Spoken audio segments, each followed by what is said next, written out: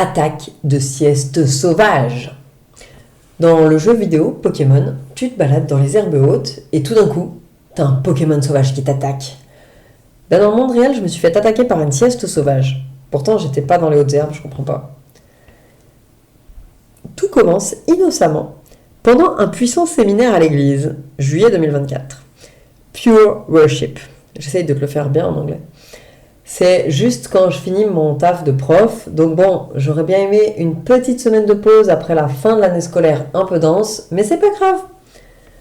Et là, hallucinant. Je t'assure, on n'a pas fumé. Une présence de Dieu comme j'ai jamais ressenti. En même temps, ça fait qu'1 an et demi que je vais à l'église, donc j'ai pas une expérience hyper vaste de ce que j'appellerais le délire chrétien. Alors qu'est-ce que tu veux ? Je pleure lors de puissantes révélations, je sautille lorsque la joie me tombe dessus, je chante à plein poumon, je danse sans savoir danser, mais c'est pas un problème. J'agite même une bannière à un moment. On m'a d'ailleurs expliqué pendant cette semaine pourquoi il y avait des gens bizarres avec des drapeaux parfois. Bref, t'as déjà sautillé pendant une semaine ? Si comme moi t'as pas l'habitude, c'est fatigant. Après ce séminaire, mes muscles et mes articulations sont au bout de leur vie. J'ai bien envie d'aller danser et sautiller en forêt, mais mes chevilles et mes genoux protestent. Je crois qu'ils ont besoin d'un petit peu de repos. Honnêtement, je suis épuisée moi aussi. J'ai pas hyper dormi, trop de trucs chouettes en tête. Trop de nouvelles libertés à explorer et un emploi du temps de séminaire bien rempli. Écoute, c'est pas grave, je suis fatiguée, c'est normal, non ? Je dis et je répète que je suis fatiguée.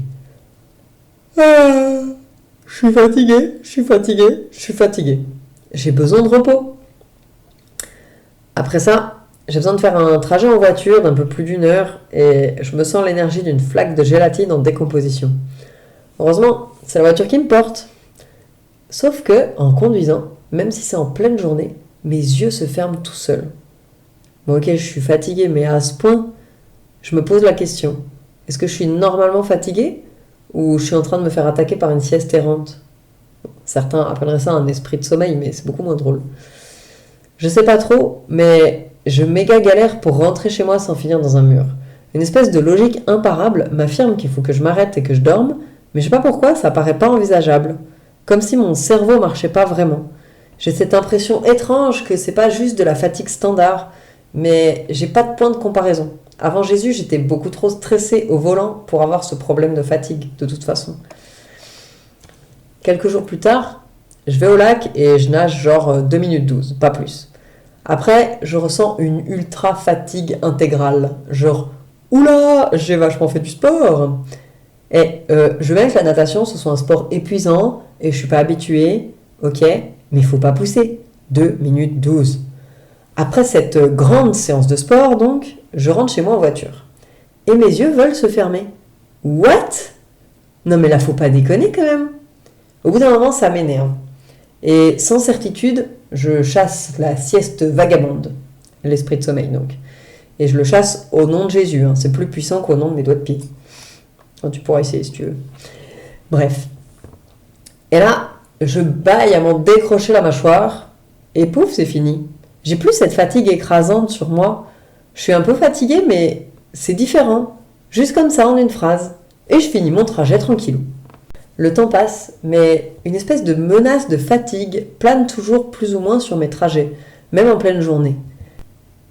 Le week-end du 14-15 septembre, toujours en 2024, je pars en Suisse pour Arcana, Festival du Fantastique, où je rejoins mon éditeur pour dédicacer quelques bouquins.